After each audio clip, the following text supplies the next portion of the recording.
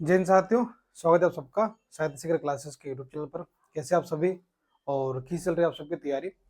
जैसे आप सबको पता है कि हमारी जो हिंदी साहित्य का जो संपूर्ण निःशुल्क कोर्स चल रहा है, उस यात्रा में हम अब तक जो है बात कर चुके हैं। हमारा निर्गुण साहित्य चल रहा था, उसमें ज्ञानाश्रय शाखा और प्रेमाश्रय शाखा हमारी पूरी तरह कंप्लीट हो चुकी है।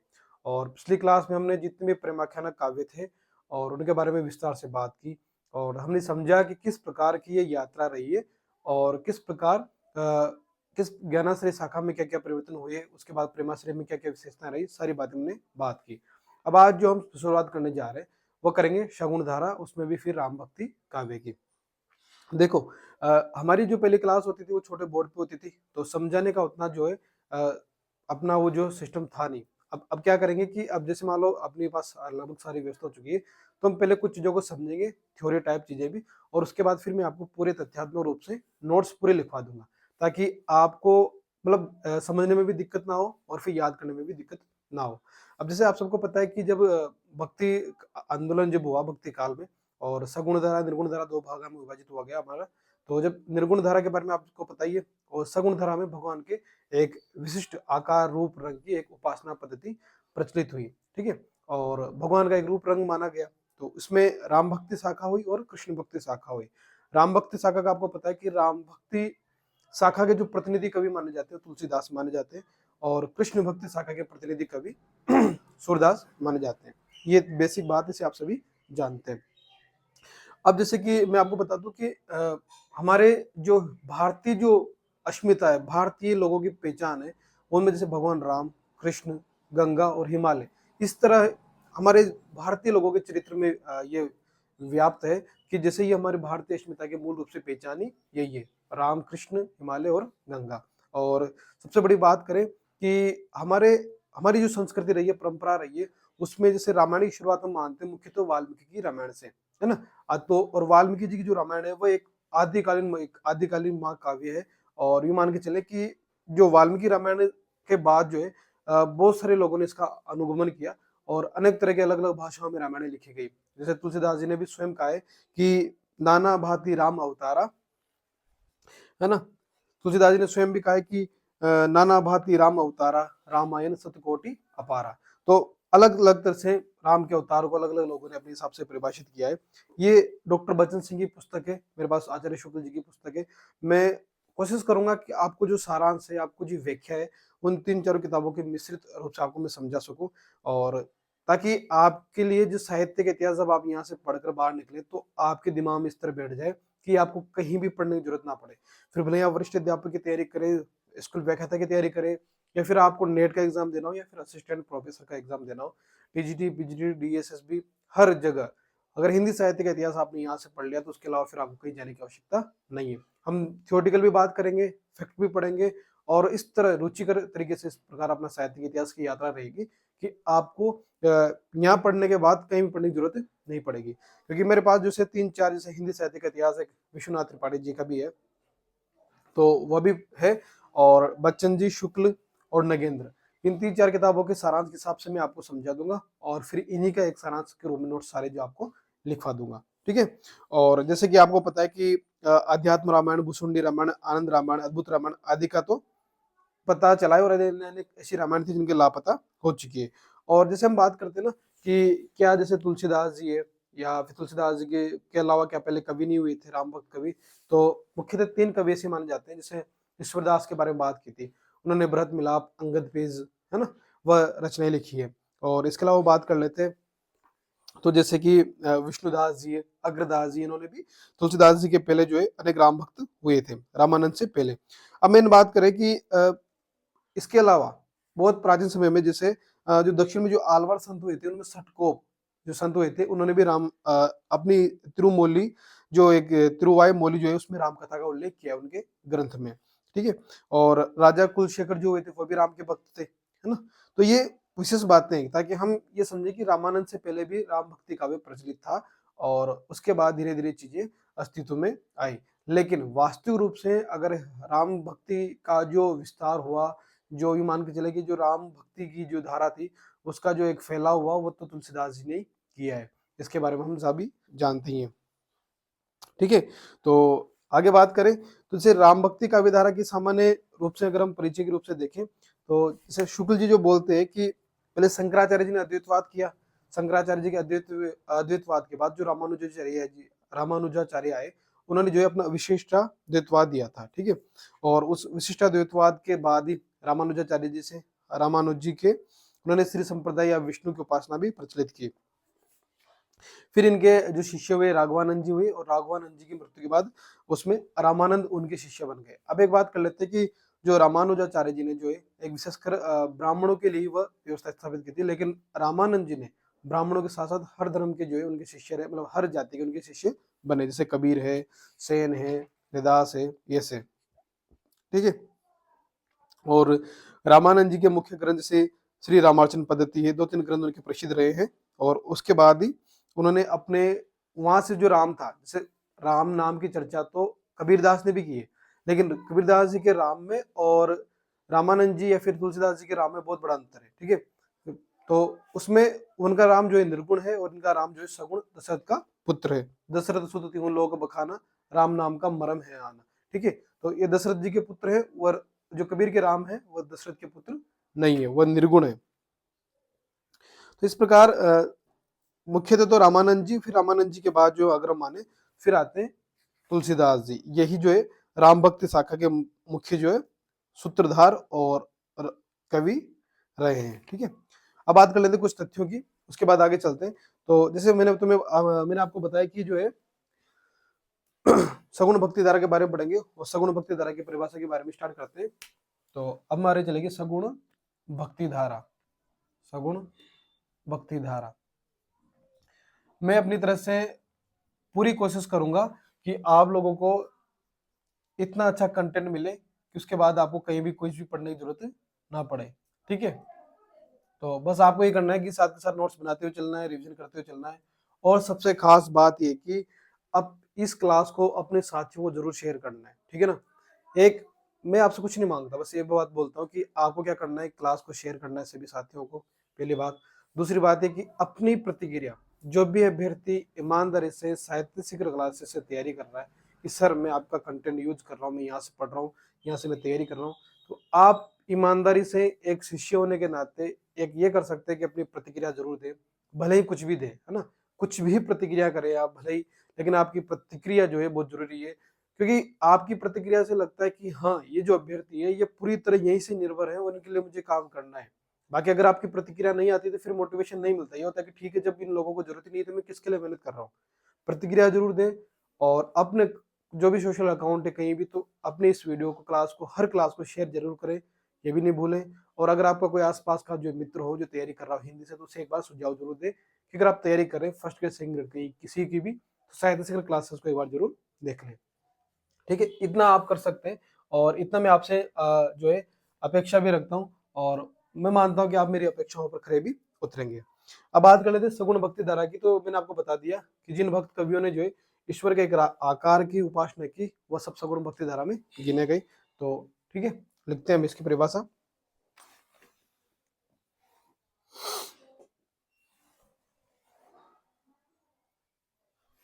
तो जिन भक्त कवियों द्वारा जिन भक्त कवियों द्वारा जिन भक्त कवियों द्वारा साकार ईश्वर साकार ईश्वर यानी कि ईश्वर का एक आकार, ईश्वर का एक आकार,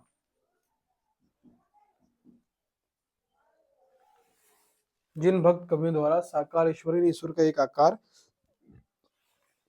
की उपासना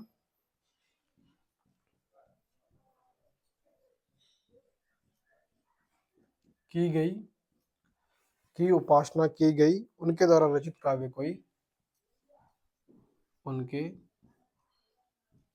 द्वारा रचित काव्य को ही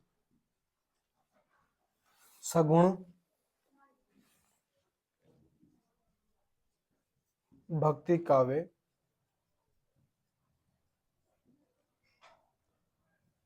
कहा जाता है। ठीक है, तो जिन भक्त कवियों द्वारा साकार ईश्वर, ईश्वर का एक आकार माना गया, ईश्वर का रूप रंग माना गया, उसकी उपासना की गई और उनके द्वारा जो फिर काव्य लिखा गया उसे सगुण भक्ति काव्य कहा जाता है। देखो आप सबको पता है कि साहित्य से क्लासेस पे जो है निःशुल्क कोर्स चल रहा है, फर्स्ट ग्रेड का, सेकंड ग्रेड का, रीड का। और आपको एक बात और बता दूं कि बहुत जल्द फर्स्ट पेपर को लेके भी हम जो है कंटेंट देने वाले हैं। मैंने एक दो जो मेरे साथी मित्र हैं उनसे बात की और फर्स्ट पेपर को लेके, जैसे भूगोल हो गया है ना, हिस्ट्री हो गई, इनको लेके मैनेजमेंट हो गया, इनको लेके अब जो है बहुत जल्द कोर्स स्टार्ट करने वाले हैं। तो आप जो है बिल्कुल निश्चिंत हो जाए। और एक चीज मैं बता दूं कि यहाँ जो भी कंटेंट आपको मिल रहा है ना, ये वो सारे अभ्यर्थी है जो अभी कुछ साल पहले अभ्यर्थी थे, फिर सिलेक्ट हुए और उन्होंने सब चीजें अभी नई नई पढ़ी है, उनके पास सारा कंटेंट है, उन्होंने बहुत मेहनत की है। तो मैं खुद मेरे बता दूं, मैंने अभी जो ये किताबें जो है ये मैंने अभी नहीं पहले पढ़ रखी है, सारी किताबें, चार चार पांच पांच किताबें सब कुछ पढ़ रखी है और उनका सारा कंटेंट जो है, जो मैंने स्कूल में व्याख्या था। अब आप बोलते हैं ना कि सर आपका पहले प्रयास में सिलेक्शन कैसे हो गया, घर पे रह के सिलेक्शन कैसे हो गया?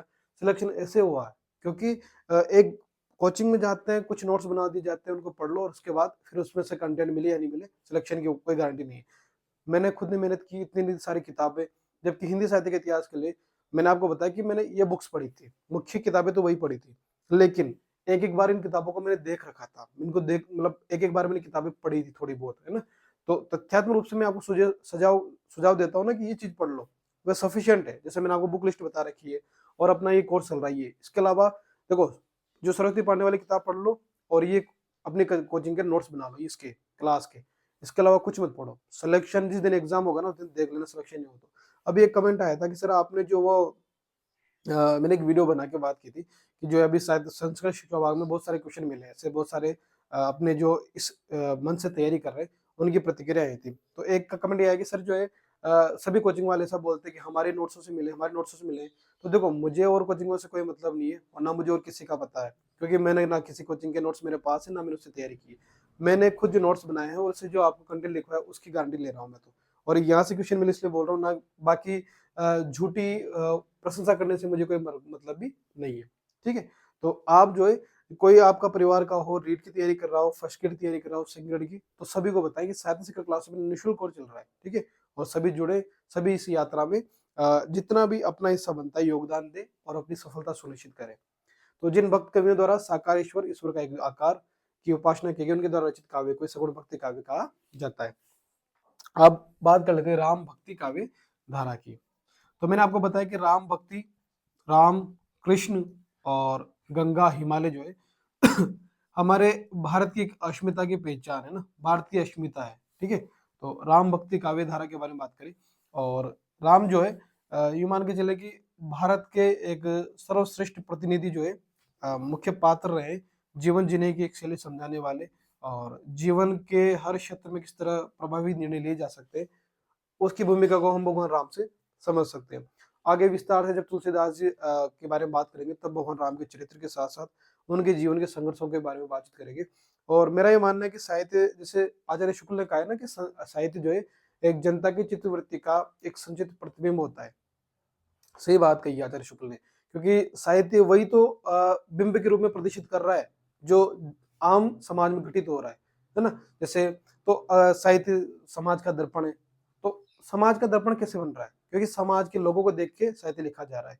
और हम साहित्य को पढ़ के केवल हम एक अच्छे व्यक्तित्व का ही निर्माण नहीं कर सकते। जैसे हम, ठीक है, हमें जॉब लगने के लिए साहित्य पढ़ा, लेकिन एक अच्छा व्यक्तित्व का निर्माण करना हो जीवन में, बड़े से बड़े क्षेत्र में अगर आपको एक विशेष उपलब्धि हासिल करनी हो तो साहित्य आपको पढ़ना चाहिए। और इस साहित्य की इस यात्रा में हम न केवल साहित्य पढ़ेंगे, उसके साथ साथ साहित्य के साथ साथ एक अपने जो है जैसे मान लो अगर आप साक्षात्कार की भी अगर तैयारी करेंगे कल जाके असिस्टेंट प्रोफेसर की, तो आपको वहां भी एक विश्लेषण आपके मन में विकसित हो जाए।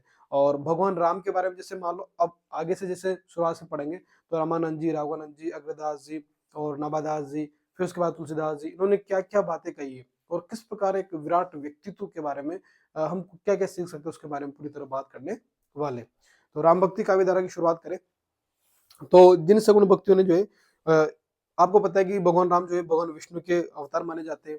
तो जो भी सगुण भक्ति धारा के कवि हुए, भगवान विष्णु की जो अवतार थे, राम ने उनकी उपासना की और राम भक्ति की शाखा में आते हैं, है ना। और इनके द्वारा फिर जो काव्य रचा गया वो रामाश्रय काव्य धारा या राम भक्ति शाखा का राम भक्ति काव्य धारा में माना जाता है। तो लिख लेंगे आगे, जिन सगुण भक्ति कवियों द्वारा, जिन सगुण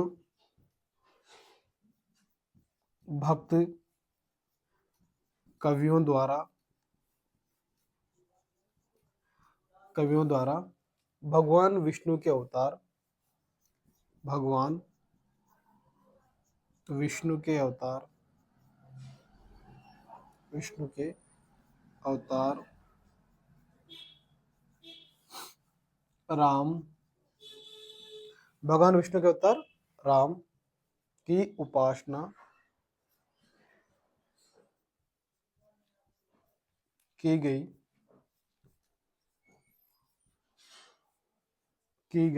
भगवान राम के अवतार की उपासना की गई एवं राम की भक्ति पर, एवं राम की भक्ति पर काव्य रचना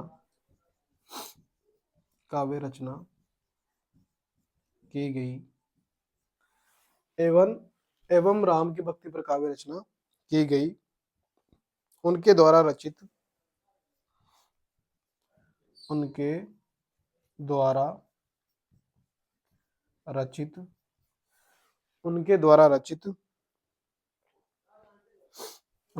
काव्य को ही रामाश्री काव्य धारा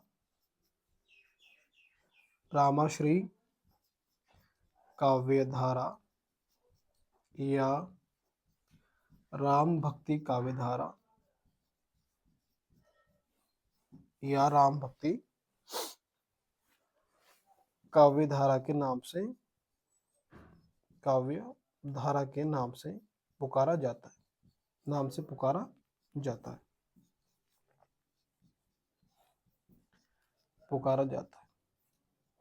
ठीक है। तो जिन सगुण भक्त कवियों के द्वारा भगवान विष्णु के अवतार हुए राम और उन राम की उपासना की गई और उसके ऊपर जो काव्य रचा गया उसे रामाश्रय काव्य धारा या राम भक्ति काव्य धारा के नाम से पुकारा जाता है। तो आप स्क्रीनशॉट ले सकते हैं। तो उसके बाद चलते राम भक्ति काव्य धारा की जो है प्रमुख विशेषताओं के बारे में देख लेते हैं।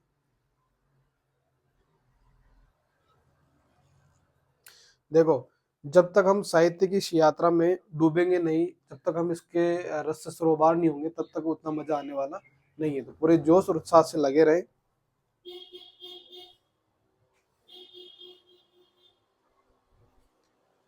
ठीक है, चलें आगे। देखो, आपकी जो प्रतिक्रिया रहती है ना, वह जैसे मान लो लाइव क्लास का आपने मना कर दिया कि सर लाइव क्लास में फिर जो है टाइम बहुत वेस्ट हो जाता है और हम टाइम पे जुड़ भी नहीं पाते। तो चलो ठीक है, आपके लिए हमने रिकॉर्डेड रख दिया, रिकॉर्डेड क्लास से रख लेंगे।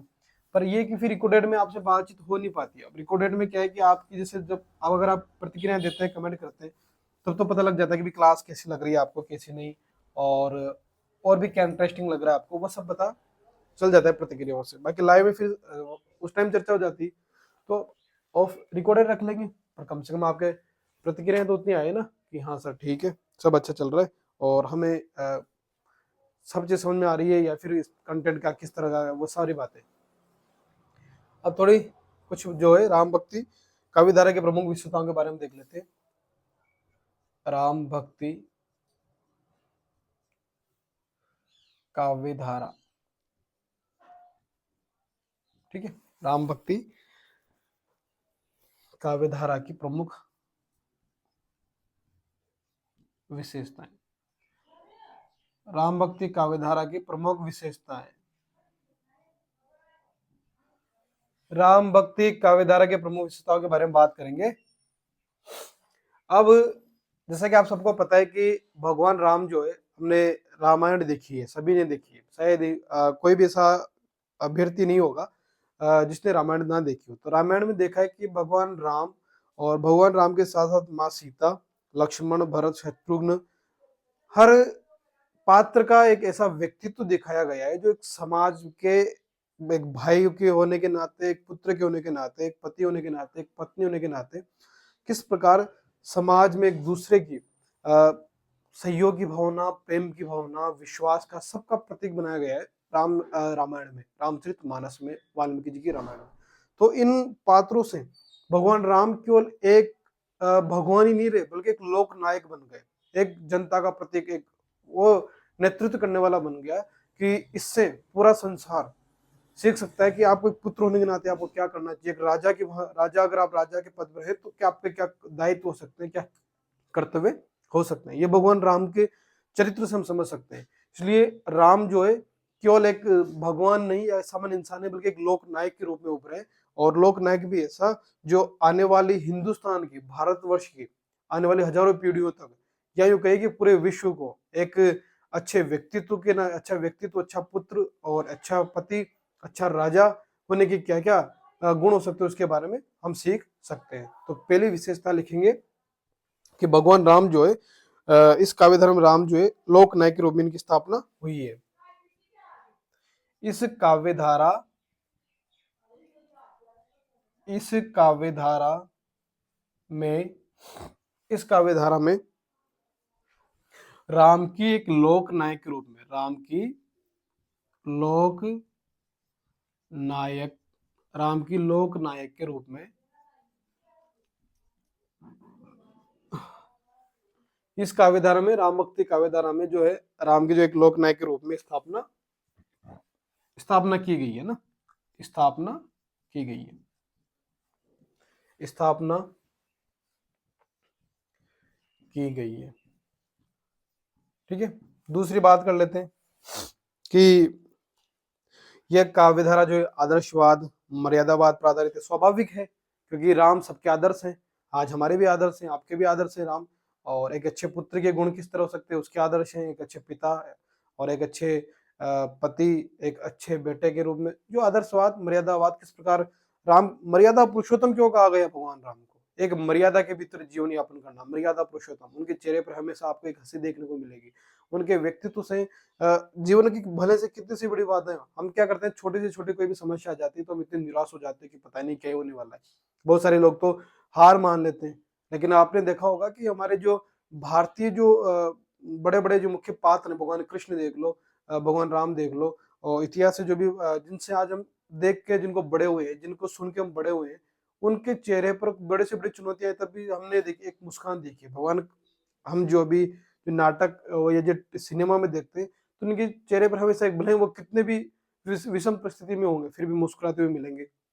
ये चीज एक जो विशिष्ट व्यक्तित्व होता है उसकी निशानी होती है। तो हमें इनसे ये चीज भी सीखनी चाहिए कि भले कितनी भी बड़ी बाधाएं हो, समस्याएं, हमें उनसे घबराना नहीं है, बल्कि एक हंसते मुस्कुराते हुए उनका सामना करना चाहिए। तो इस काव्य धारा में एक मर्यादावाद, एक यूं मान के चले आदर्शवाद की जो है स्थापना हुई है। तो यह काव्य धारा आदर्शवाद और मर्यादावाद पर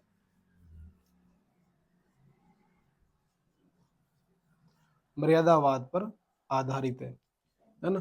सबको पता है कि मेरी क्या मर्यादा है, मुझे क्या करना है, क्या नहीं करना है। भगवान कृष्ण का व्यक्तित्व तो वैसा नहीं है। भगवान कृष्ण का व्यक्तित्व तो वो लीलाएं कर रहे हैं, कृष्ण लीला कर रहे हैं, गोपियों के साथ लीला कर रहे हैं, नृत्य कर रहे हैं, लेकिन राम कहीं भी आपको ऐसे देखने को नहीं मिलेंगे। राम एक निश्चित सीमा के भीतर, स्त्री की सीमा कहाँ तक है, पुरुष की सीमा कहाँ तक है, वो आप चीजें आपको देखने को मिलेगी। ये मान के चले कि भारतीय जो संस्कृति है, भारतीय जो ग्रस्त जो परंपरा है, उसके अकॉर्डिंग सारी चीजें देखने को मिलेगी आपको भगवान राम के इस काव्य यात्रा में। अगली बात कर लेते हैं। तो इसमें जो है विशेषकर जैसे सगुण भक्ति धारा में अगर सूरदास की बात करें तो वहां ज्यादातर मुक्तक काव्य मिलेंगे, लेकिन यहाँ राम भक्ति काव्य धारा में अधिकांश प्रबंधात्मक के, लेकिन मुक्तक भी साथ साथ आपको देखने को मिलेगी रचनाएं। तो यहाँ प्रबंधात्मक, मुक्तक दोनों प्रकार की काव्य रचना मिलेगी। यहाँ राम भक्ति काव्य धारा में, इस काव्य धारा में प्रबंधात्मक या मुक्तक, तो इस काव्य धारा में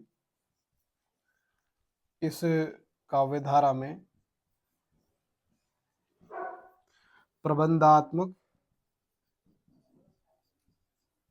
और मुक्तक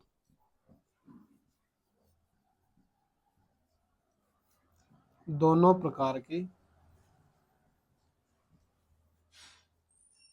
काव्य रचना, दोनों प्रकार की काव्य रचना मिलती है। ठीक है, दोनों प्रकार की काव्य रचना मिलती है। आगे बात कर लेते हैं। तो इसमें ज्यादातर अवधि भाषा का प्रयोग हुआ है, आप सभी जानते हैं। तो इस काव्य धारा में अवधि भाषा में ज्यादा, इस काव्य धारा में अवधि भाषा का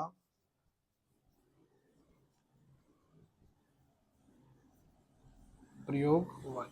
ऐसा नहीं कि ब्रिज भाषा नहीं है, ब्रिज भाषा भी है। जैसे कि आचार्य शुक्ल कहते हैं ना कि तुलसीदास का ब्रिज और अवधि पर समान अधिकार है, जबकि सूरदास का नहीं है। सूरदास का केवल ब्रिज पे अधिकार है, अवधि का उतना नहीं है, लेकिन तुलसी का दोनों भाषाओं पर समान अधिकार है।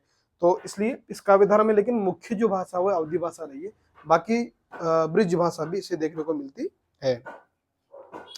बात कर लेते हैं, इसमें जो अधिकांश जो कवि हुए हैं उन्होंने दास्य भक्ति भावना को अपनाया है ना। तो इसमें जो है अधिकतर कवियों ने दास्य भाव भक्ति पद्धति को अपनाया है। इसमें अधिकतर अधिकतर कवियों ने दास्य भाव की भक्ति, दास्य भाव भक्ति को अपनाया है। ठीक है,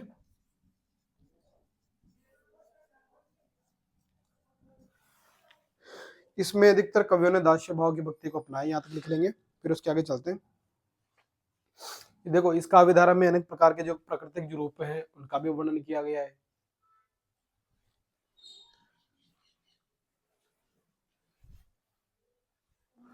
ठीक है, तो इस काव्य में प्रकृति के अनेक रूपों का वर्णन भी है इस काव्य में। वो फिर हम आगे विस्तार से पढ़ेंगे, तब आपको और विस्तार से दिखा दूंगा, मैं पंक्तियों के माध्यम से भी दिखा दूंगा। इस काव्य में प्रकृति के अनेक रूपों का, प्रकृति के अनेक रूपों का मनोहारी चित्रण है।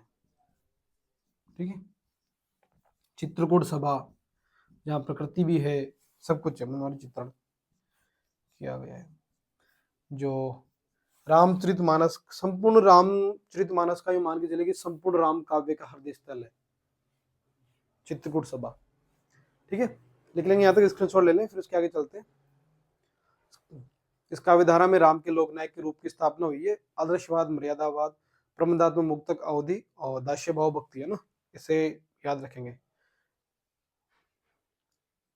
सूरदास काहे गिगिया तो, है ना, वो वाली बात वल्लभ जी ने की थी ना। उस रात में वो भी दास्य भाव की भक्ति करे थे, फिर वो उनका भाव मित्रवत हो गया। लेकिन यहाँ जो है जैसे हनुमान जी की भक्ति विशेषकर, तो यहाँ दास्य भाव की भक्ति ज्यादा को माना गया है। मतलब तुलसीदास भी स्वयं कहते हैं मैं तो दास हूँ, है ना, मैं किसका, मैं राम का क्या हूँ, दास हूँ। तो दास्य भाव की भक्ति का प्रयोग हुआ है और प्रकृति के अनेक रूपों का भी मनोहारी चित्रण हुआ है ना। और राम भक्ति का भी आपको पता है कि भगवान राम ने जिस प्रकार समाज के एक पूरा समाज, जैसे भगवान राम जब अयोध्या छोड़ के वन को जा रहे हैं, तो पूरा राज दरबार ही नहीं, पूरा राजमहल ही नहीं, बल्कि रास्ते में मिलने वाले लोग भी दुखी हो रहे हैं। पूरा जो उनका जो जहाँ तक उनका राज्य था वहाँ के लोग रो रहे हैं, विलाप कर रहे हैं। इस प्रकार सबके हृदय में दुख है। तो एक मानवतावाद किस प्रकार होती है, एक समाज क्या होता है, एक सामूहिकता क्या होती है, वो इसे देखने को मिलती है। तो यहाँ हम देखते हैं कि मानवतावाद, सामूहिकता आदि का भी विशेषता देखने को मिलती है।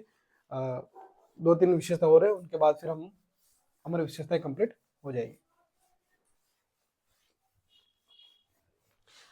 देखो, सर्दी पड़ने लग गई है तो थोड़ा अपना स्वास्थ्य का भी ध्यान रखें, ठीक है, वरना तबीयत खराब हो गई तो फिर दिक्कत हो जाएगी।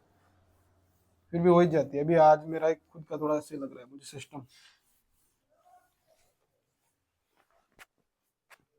क्लास कैसी लगती है आपको, कुछ यूनिक प्रतिक्रिया तो देना इस बार भी ना। ठीक है, तो बात कर लेते हैं। तो इसमें मानवतावाद, समन्वयवाद और सामूहिकता पर बल दिया गया है राम भक्ति काव्य धारा में। तो इस काव्य धारा में, इस काव्य धारा में किस पर, मानवतावाद, मानवतावाद, समन्वयवाद और सामूहिकता पर, सामूहिकता पर, सामूहिकता पर बल दिया गया है। ठीक है, तो सामूहिकता पर बल दिया गया है। और एक लास्ट बात कर लेते हैं, इसमें दार्शनिक तत्वों का भी भरपूर प्रयोग हुआ है इस काव्य धारा में। इस काव्य धारा में दार्शनिक तत्वों का भरपूर प्रयोग हुआ है।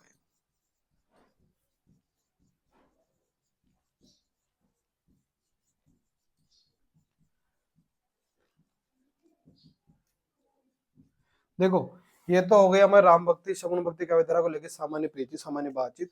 अब जैसे जैसे हम विस्तार से आगे, से रामानंद है, राघवानंद जी है, अग्रदास जी है ना, और फिर तुलसीदास जी तो है ही सही, तो और भी अन्य राम भक्त कवि जैसे केशवदास है, इनके बारे में जब विस्तार से पढ़ेंगे तब और राम भक्ति काव्य धारा समझ में आएगी। और इस राम भक्ति काव्य धारा की यात्रा में बहुत ही आनंद आने वाला है। तो आप लोग जो है पूरे उत्साह के साथ, जोश के साथ तैयार रहे। आपको जो है जैसे काव्य शास्त्र की क्लास भी अपनी चल रही है, ठीक है ना, और अब से रीड की क्लास भी स्टार्ट हो गई है, जैसे वो मैम रीड भी पढ़ा, रीड के लिए भी कंटेंट पढ़ा रहे थे। और बहुत जल्द है फर्स्ट पेपर को लेकर मैनेजमेंट, और रीड के लिए भी एक दो टीचर और भी है जो भी बोल रहे हैं, तो वो भी आएंगे सहयोग करने, फिर उसके लिए भी आपको जो क्लास है मिल जाएगी। आपको तो बस नियमित रूप से तैयारी करनी है पूरे जोश उत्साह के साथ, ठीक है, बाकी पूरा जिम्मेदारी मुझ पर छोड़ दो। मैंने वादा किया आपसे, साहित्य शिखर क्लासेस की इस यात्रा में आप लोगों का सहयोग रहा, तभी 10,000 व्यक्ति आप जुड़ चुके हैं। आप 10,000 का जो अपना जो परिवार है, इसके लिए आपका जो विश्वास है उस पर मैं पूरा काम करूंगा।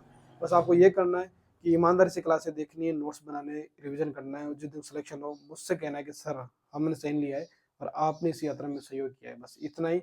और सभी साथियों को वीडियो शेयर करें, लाइक भी करें, अपनी प्रतिक्रियाएं जरूर दें, ठीक है। मिलते हैं नेक्स्ट क्लास में, तब तक के लिए जय हिंद, जय भारत।